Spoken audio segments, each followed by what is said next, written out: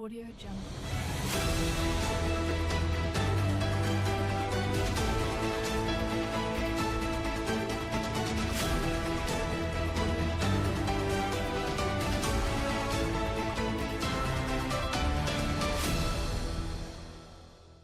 Audio Jungle. Berani ungkap fakta. Pemirsa, warga kampung Rawe RT 3 RW 1 Sukasirna, Kecamatan Jonggol, Kabupaten Bogor, Jawa Barat, digegerkan dengan penemuan mayat seorang wanita lansia dengan luka sayatan di leher. Korban berinisial JM berusia 62 tahun. Korban ditemukan di rumahnya sendiri pada Sabtu malam, 25 Oktober 2025, dalam keadaan sudah terbujur kaku tak bernyawa dengan luka sayatan di leher. Korban langsung dibawa ke RSUD Cileungsi untuk dilakukan visum. Kapolsek Jonggol Kompol Hida Cahyanto mengungkapkan pihaknya menerima laporan pada jam 18.40 Sabtu 25 Oktober dan langsung melakukan olah tempat kejadian perkara. Dari hasil pemeriksaan sementara dari beberapa saksi, saat ditemukan pertama kali oleh putrinya, kondisi rumah dalam keadaan terkunci dari dalam, sehingga putrinya meminta bantuan warga untuk mendobrak pintu. Pasalnya, pihak keluarga menolak korban dilakukan autopsi, dan jenazah korban langsung disemayamkan pukul 8 pagi, 26 Oktober 2025.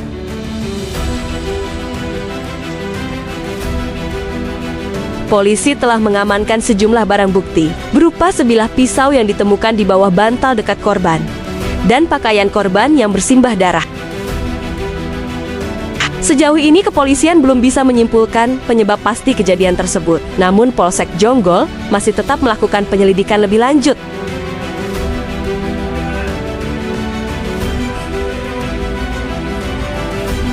Kejadian mayat yang di Rawe seperti apa kejadiannya?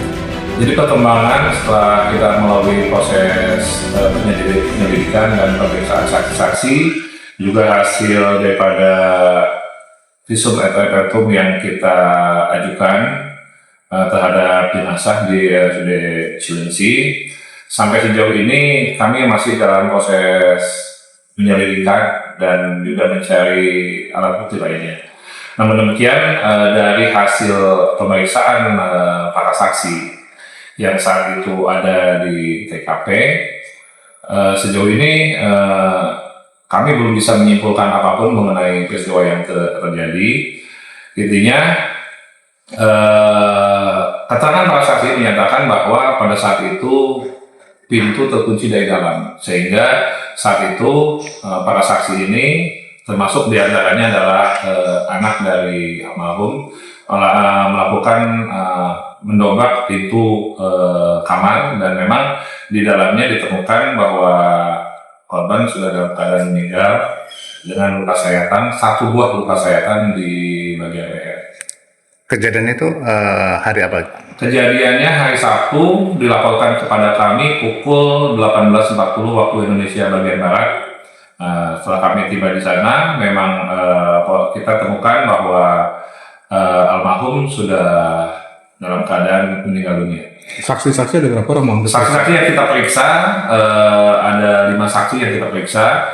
Di antaranya adalah anak putri daripada almarhum dan tetangga yang diminta bantuan oleh yang bersangkutan untuk mendobrak pintu. Karena awalnya biasanya si almarhum ini biasanya tiap sore itu makan bersama-sama dengan anaknya. Namun saat itu waktu dipanggil-panggil, beberapa kali dipanggil, tidak ada jawaban dari dalam kamar, sehingga akhirnya berinisiatif untuk anaknya ini melihat melalui jendela. Dia lihat bahwa si almarhum ini sudah dalam kondisi tertidur atau posisinya berada di depan pintu, sehingga atas kejadian tersebut si anak ini meminta bantuan warga untuk mendobrak pintu. Kira-kira motif kematian itu seperti apa kira-kira ini? Apa ada unsur pembunuhan dari yang lain kira-kira? Sejauh ini kami tidak bisa atau belum bisa menyimpulkan ke arah sana. namun kita masih coba untuk memintai keterangan beberapa saksi lagi, yang mana kapan saksi tersebut menyaksikan atau bertemu dengan korban dalam kondisi masih hidup, sehingga tentunya kami belum sampai detik ini kami belum bisa menyimpulkan apapun mengenai peristiwa ini. Tapi dari TKP ada diamankan barang bukti bang apa aja? Kalau di TKP sendiri, hasil pengecekan kami pada saat datang atau tiba ke TKP, memang kondisi kamar itu dalam keadaan api ya. Dan keadaan api, satu-satunya barang bukti yang bisa kami dapatkan di TKP adalah sebilah pisau milik si korban juga, yang ada dekat dengan si korban. Kemudian barang bukti lain yang kami amankan adalah pakaian korban pada saat meninggal dunia, di mana ada bercak-bercak darah yang terdapat di dalam pakaian tersebut.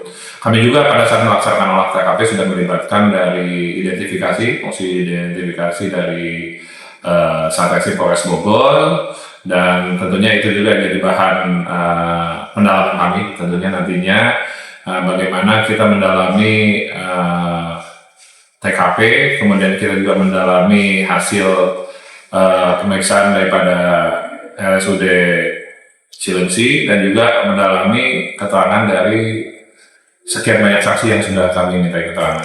Dari pihak keluarga tidak ada untuk diotopsi ke ini forensik di. Dari pihak keluarga sendiri kemarin membuat permohonan untuk tidak dilakukan otopsi.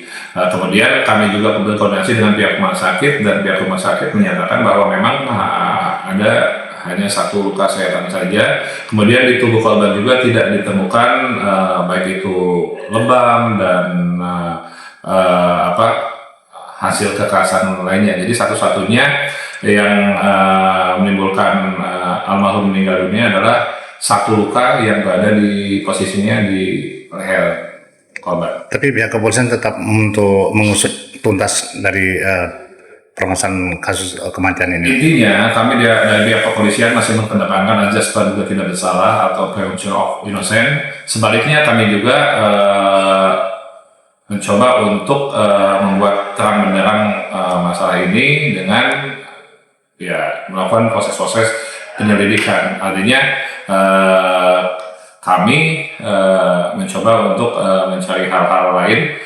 Apabila ada novum baru, mungkin nanti kita bisa lakukan langkah tingkatkan ke penyidikan. Namun sampai sejauh ini hasil penyelidikan kami belum ada mengarah ke tindakan di luar hal-hal yang diketahui di TKP. Oke Pak, terima kasih. Menurut Iwan Setiawan selaku Kepala Desa Sukasirna, korban JM pada bulan September baru menerima bantuan langsung tunai sebesar Rp900.000. Diketahui korban terdaftar sebagai penerima BLT. Motif kasus pembunuhan yang ada di wilayah hukum pemerintahan Sukasirna seperti apa Pak dengan kejadian ini Pak? Ya, dengan motif kasus terbunuhnya, bukan pembunuhan. Jadi saya sampaikan story-nya, saya dengan Pak RT ketika ada laporan dari masyarakat sekitar jam 6.30 telah terjadi warga masyarakat yang posisi di kamar terkunci, bahkan kaca nako ya, kaca jendela mati tertutup, memang tidak bisa dibuka, dan dia sendiri terlentang dengan posisi yang memang ramai diberitakan seperti itu. Kemudian dengan Pak Kanit kita waktu itu ada dari Binmas, Binpol, Babinsa, ada semua, dan warga masyarakat. Saya pertama dari keluarga menyampaikan, Pak, katanya ini kalau bisa sudah jangan dikembangkan, kita sebagai keluarganya. Saya bilang, saya ngadu ke Pak Kanit ini seperti ini, kata Pak Kanit, Pak Kades ini motif kematian seperti ini takutnya kurang wajar, sehingga mau tidak mau kita bawa ke RSUD Jonggol. Makanya saya sampaikan pula ke warga masyarakat, bantuan ke Ridwan ya, ada pamannya, tetap ini temuan dari Pak Kanit harus dibawa ke RSUD. Maka sekitar jam 7.15 kita dengan Pak RT, Pak RW, Pak Kanit waktu itu semua membawa korban tersebut ke Rumah Sakit Jonggol. Ke Rumah Sakit Jonggol kita sampai kurang lebih jam 11, ya jam 11 kurang lebih, sehingga ada keputusan dari Pak Kanit untuk dibawa ke rumah duka kembali. Nah pagi hari jam 8, dari pagi hari jam 8 sudah dimakamkan almarhum Jujum ini. Nah, dari mana kesimpulannya? Pertama, kita bisa menyikapi dari keluarganya, walaupun memang tidak mau dikembangkan ataupun dibawa ke rumah sakit, dengan kita menyampaikan tanggung jawab desa, kita dengan Pak Kanit bawa ke RSUD, dan selebihnya itu dibawa pulang kembali, sehingga masyarakat kami dimakamkan jam 8 pagi. Pak, hari apa itu kejadiannya Pak? Hari Sabtu.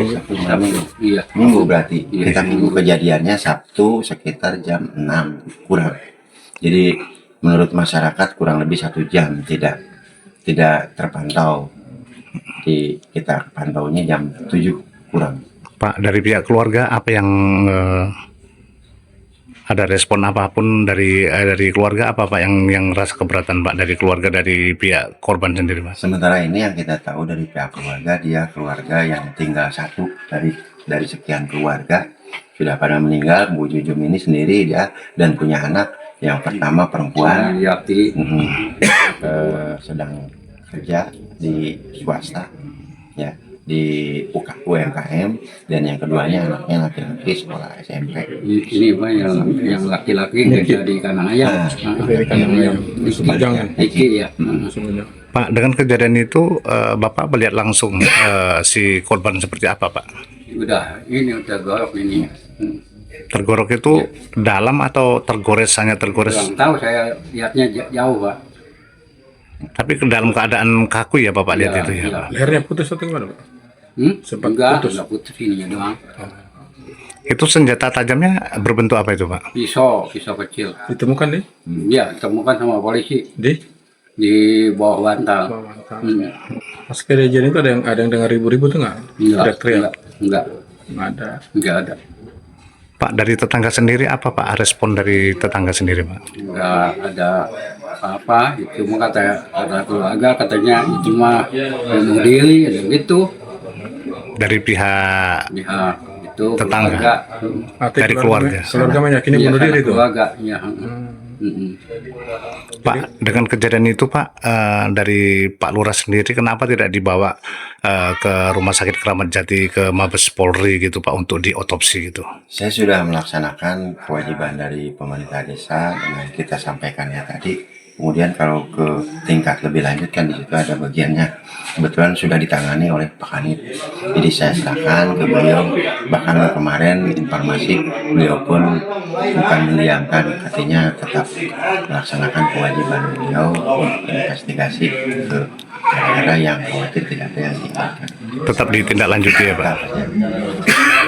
Pak, dengan adanya kejadian ini dari keluarga sendiri tidak ada keinginan untuk diotopsi atau apa gitu ya, kalau informasi ke Bapak? Untuk keluarga sampai sekarang nggak ada yang mengadu ke desa. Kita sudah sekarang hari Senin ya, sudah hampir 2 hari berjalan, belum ada yang komplain ataupun ke Pak RT laporan ke kita, belum ada. Umur itu korban berapa Pak? Mungkin 61, 62. 62. Iya. Oke Pak, terima kasih banyak Pak.